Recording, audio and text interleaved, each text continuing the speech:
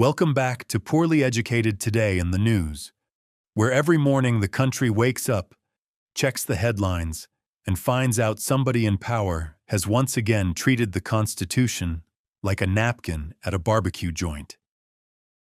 Today, we've got primary purges, taxpayer-funded grievance machines, oil prices climbing like a raccoon on a power pole, senators suddenly remembering Congress exists, and enough global chaos to make a weather radio start speaking in tongues.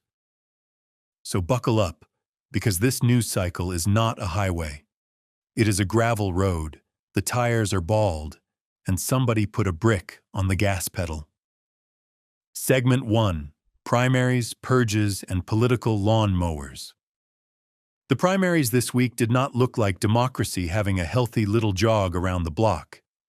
They looked like somebody strapped a jet engine to a riding lawnmower and aimed it straight at every Republican who ever said, "Wait a minute, maybe we should read the bill first." Thomas Massie lost his Kentucky seat after the most expensive House primary in American history, which is wild because I did not know you could spend $32 million just to tell one libertarian farmer nerd to hush. That race had Trump groups, pro-Israel groups, military ads, loyalty tests, and enough money flying around to make a county fair pig auction look like Wall Street. Massie had spent years being the weird guy in the corner saying maybe Congress should not hand presidents a blank check for war, spying, spending, and mystery gravy, and apparently that is now considered a diagnosable condition in Washington. And then Bill Cassidy got shoved into the political wood chipper down in Louisiana because he voted to convict Trump after January 6th, which proves the Republican Party now has a memory like an elephant and forgiveness like a copperhead in a boot. Cassidy voted with the administration plenty after that, but one constitutional vote followed him around like a bad tattoo from spring break in Panama City. So now the message to Republicans is clear. You can support the agenda, raise money, chair committees, and smile for the camera, but if you ever disobeyed the boss one time back, when gas was cheaper and Twitter was still mostly raccoons fighting in a dumpster, you are finished. This is not a political party anymore. It is a customer rewards program where the only reward is not getting run over by the gold-plated Trump tractor this week. Segment 2: The government piggy bank gets a loyalty slot machine. While the voters were busy deciding which Republicans were loyal enough to keep breathing political oxygen, the Justice Department rolled out something called the Anti-Weaponization Fund, which sounds like a superhero charity, but appears to work more like a taxpayer-funded complaint jar for people who believe accountability is oppression. The fund is supposed to be worth $1.776 billion, because apparently even corruption likes to wear a patriotic little hat. The administration says it is for people who were unfairly targeted by previous political investigations, which is a fancy way of saying the government may now start cutting checks to folks who spent the last few years yelling that the government was too big, unless it is mailing them grievance money. That is not draining the swamp. That is installing a lazy river through it and charging admission in commemorative coins. The weirdest part is how they are trying to fund it through the Treasury Judgment Fund, which is normally used to pay real settlements, not build a golden piñata for political allies. Critics are calling it a slush fund, and honestly, that feels insulting to slush. At least a gas station slushie has flavor and a clear purpose, even if it does turn your tongue blue and your pancreas into a haunted house. This thing looks like somebody found a constitutional trapdoor and said, "What if we bypass Congress, apologize to ourselves, and then let our friends line up for payouts like it is Black Friday at the Victimhood Supercenter?" The grounded point is simple. When justice starts operating like a rewards counter, the law stops being a referee and starts being a carnival game where the ring toss is rigged and the prize is your money wearing somebody else's cowboy hat. Segment 3. Hormuz, oil prices, and the world's most expensive traffic jam. Now, while Washington is arguing over who gets paid for being mad, the Strait of Hormuz has turned into the world's most terrifying toll booth. The US and Iran are stuck in this war that started with massive strikes, retaliation, blockades, and now a ceasefire so fragile you would not trust it to hold a paper plate at a church picnic. Iran has been choking shipping through the strait.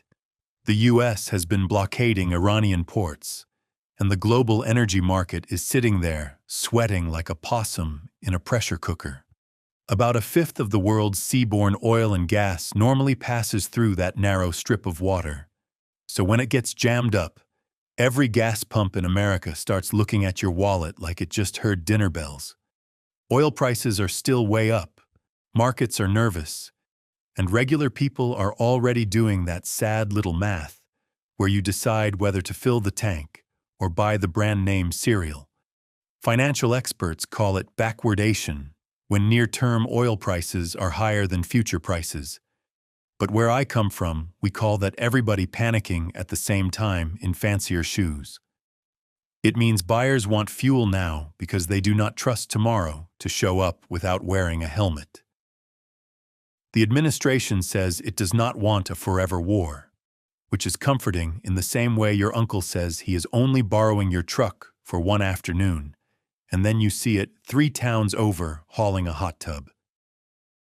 The punchline is that a war sold as control has turned into a gas station hostage situation, and somehow the American consumer is once again the one tied to the pump with jumper cables. Segment 4. War Powers and the Revenge of the Lame Ducks. Here is where the story gets real interesting, because all those loyalty purges are starting to produce a side effect nobody in the White House seemed to plan for. Once politicians like Bill Cassidy lose their primaries, they are still in office for months, but now they do not have to pretend they are scared of the base anymore.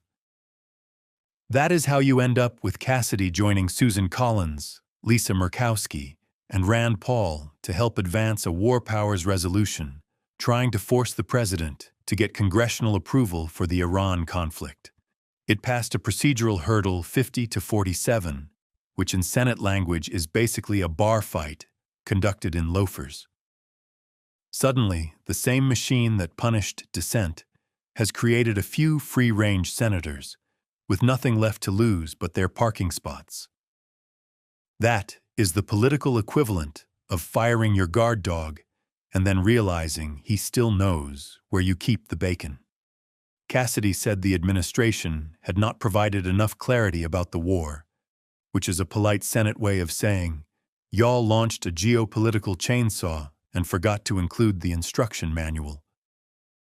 The White House argues the war powers clock does not count during the ceasefire, but critics say the blockade is still a military action.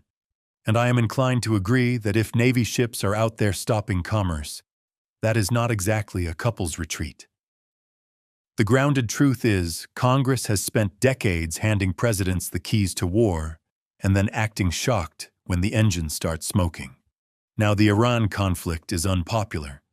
Gas prices are painful, and a few lame ducks are waddling around with constitutional crowbars, which may be the funniest thing the founders accidentally invented. Segment 5. Cuba, health scares, AI layoffs, and the everything drawer of chaos. And because apparently one world crisis was not enough, the United States also unsealed an indictment against 94-year-old Raul Castro over the 1996 Brothers to the Rescue shootdown, then parked a carrier strike group in the Caribbean like a steel warning label. I am not saying the timing is subtle. I am saying if subtlety were a fishing lure, this thing would be a bowling ball with treble hooks. The administration says this is justice for Americans killed in international airspace, while Cuba says it is a political stunt meant to create a reason for escalation. Either way, we are now doing legal thunderclaps at a former Cuban leader old enough to remember when most arguments were settled by rotary phone, And we are backing it up with aircraft carriers like the courtroom has a Navy attachment. Meanwhile, global health is getting weird too. With Ebola spreading in Central Africa, hantavirus passengers stuck in quarantine, and American medical workers reportedly being treated like radioactive luggage instead of frontline responders. Then back home, the AI economy is smiling for investors while laying off thousands of tech workers, which is basically corporate America saying, "Good news, productivity is up. Bad news, you are the productivity we replaced." Add in DHS funding fights, a proposed White House ballroom, expensive security upgrades, dirty air warnings, data center water battles, and markets wobbling every time oil hiccups, and you have a country trying to juggle chainsaws while standing in a kiddie pool full of extension cords. In conclusion, today's news is one big overloaded pickup truck hauling war, purges, lawsuits, blockades, layoffs, and vanity architecture down a gravel road with no brakes. And the only thing holding it together is duct tape, denial, and the faint hope that somebody in charge eventually remembers where the steering wheel is.